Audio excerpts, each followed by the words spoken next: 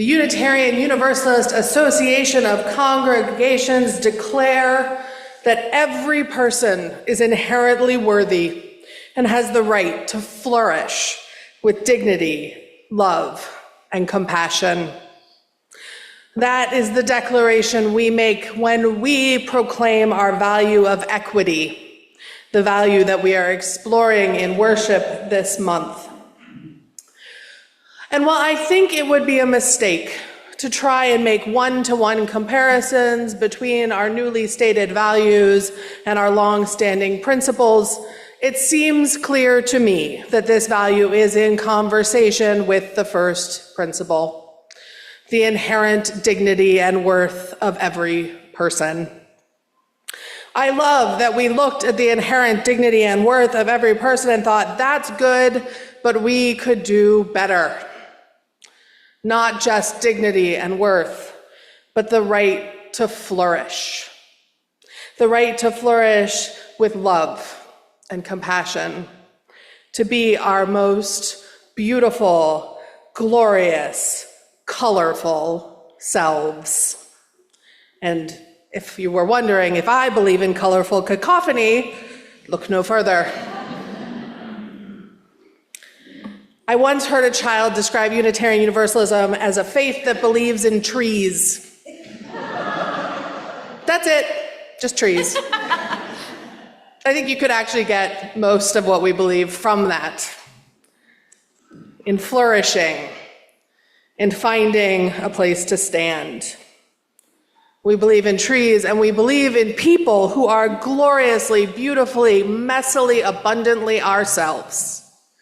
We are a people who look at a fern and some flowers and a curtain and think mermaid. We are a people who want, under our dignity, to be gloriously, messily alive. We believe in the right to flourish.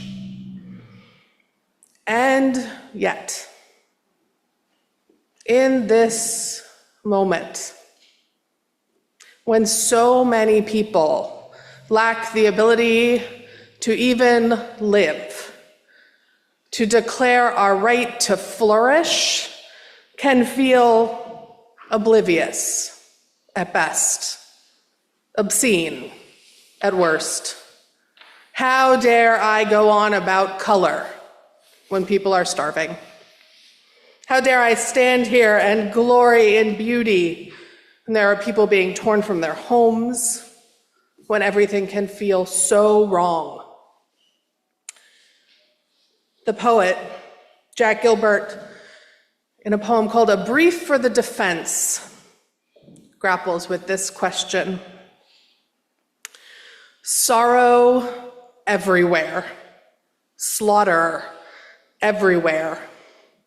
If babies are not starving someplace, they are starving somewhere else, with flies in their nostrils. The poor women at the fountain are laughing together between the suffering they have known and the awfulness in their future, smiling and laughing while someone in the village is very sick. We must risk delight. We can do without pleasure, but not delight, not enjoyment. We must have the stubbornness to accept our gladness in the ruthless furnace of this world. To make injustice the only measure of our attention is to praise the devil.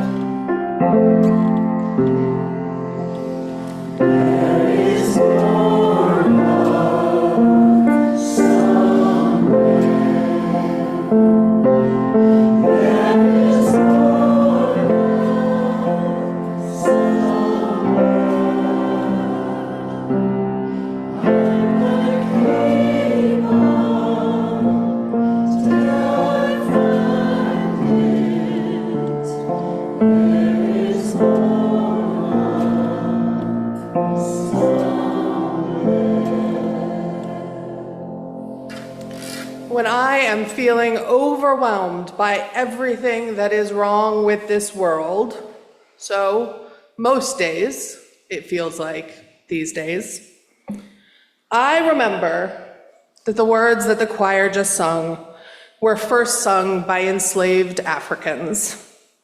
And then I get over myself pretty quickly. If they could sing to the possibility of more love and more hope and more joy and more praise, who am I to say otherwise? Who are we to say that this moment is the worst moment? That we will be the generation that gives up on hope?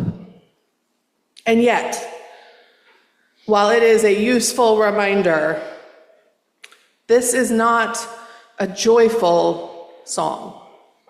It is a lament. To sing that there is more love somewhere is to remind ourselves that for many of us, there is not love right here.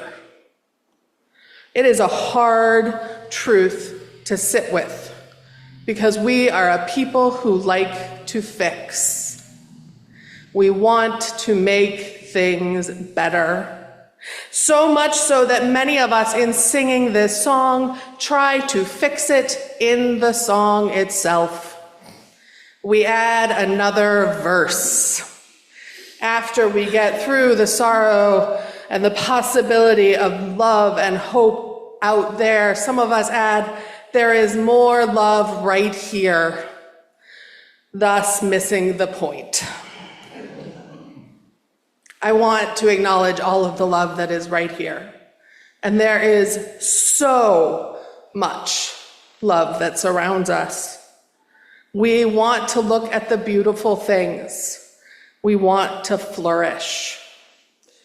But when we try and ease the heartbreak of the song, we don't just erase the people for whom the heartbreak is the only truth. We cut ourselves off from a profound source of strength, a reminder that even in the darkest of times, people can hold on to the hope for something better. And that if they could hold on to that hope, we can do it too.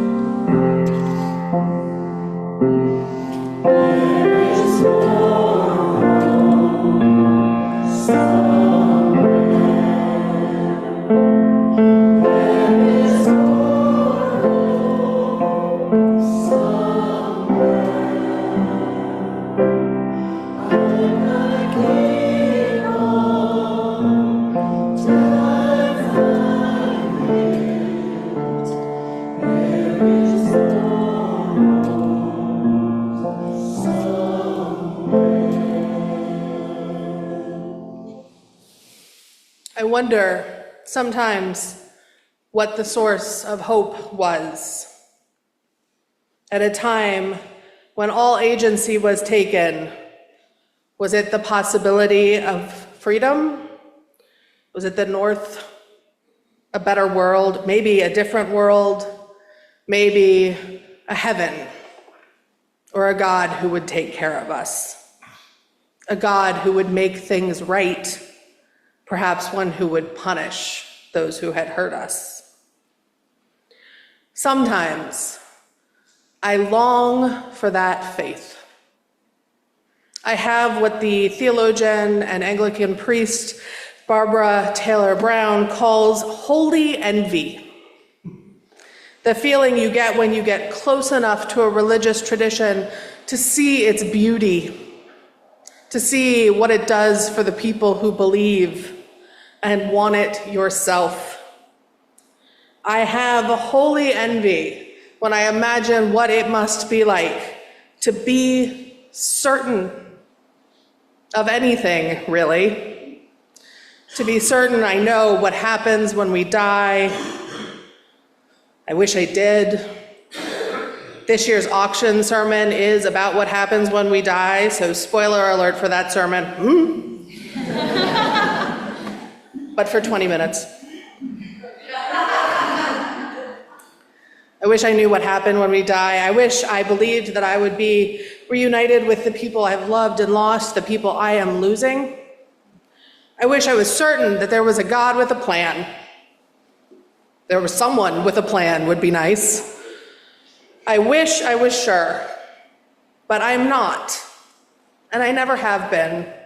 and I don't wish for it enough to try to pretend it. For those who that is the source of hope, I am so grateful for them.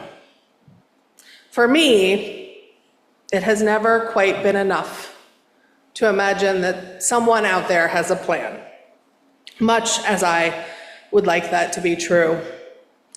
I have what we might call a God problem, and I spent 4 years in seminary, which is a strange place to have a God problem, or perhaps the best one.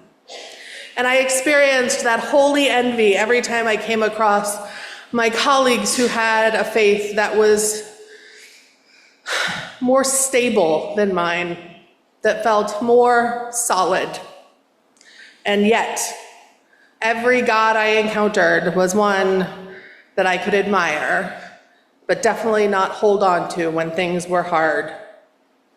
Even the interesting prospects felt more like interesting thought experiments. What would it be like if? So perhaps it is appropriate that the only God I have ever come close to believing in exists as a thought experiment. About 100 years ago, there was a philosopher named Alfred North Whitehead who believed in the things that people believed in at the time in Christian countries, but he had some questions. He had some questions might actually be the rallying cry of every single Unitarian Universalist who ever has been. Was anyone here the kid in church who asked the inconvenient questions? Yeah. I asked inconvenient questions in a Unitarian Universalist church, which is hard. Whitehead heard people talking about the Creator God and His creation and thought, there's something in this creation notion, but I'm not sure we're done yet. How do we live in a created universe when the world is changing in every single second and every single moment of our human lives?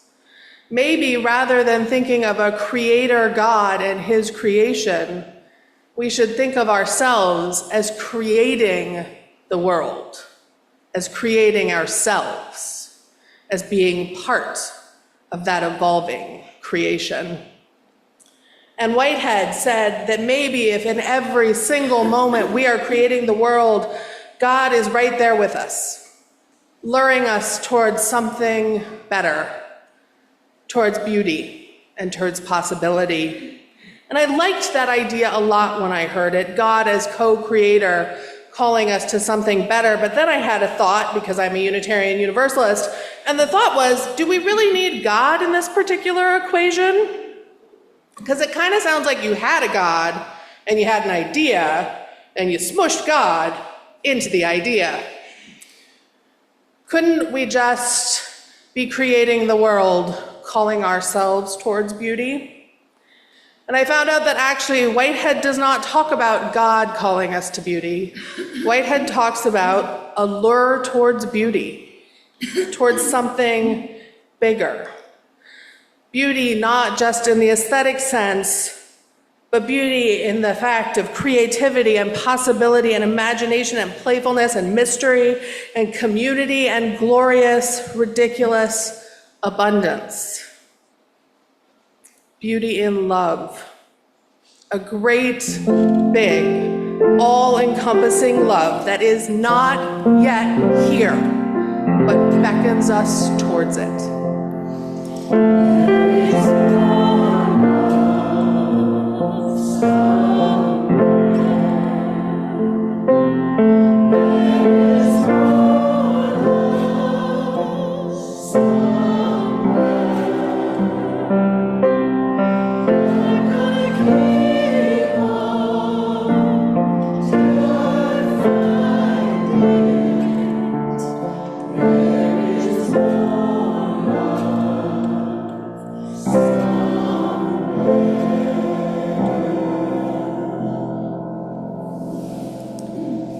Declare that every person is inherently worthy and has the right to flourish with dignity, love, and compassion.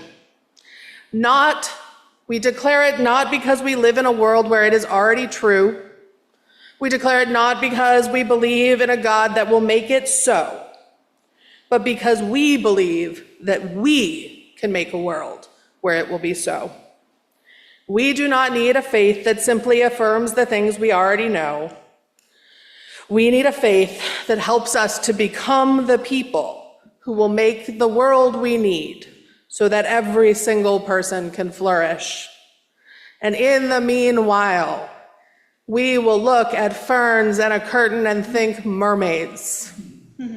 We will look at the beauty in our lives and think, yes, yes, yes. Not despite everything that is terrible, but as a reminder to make that world for other people.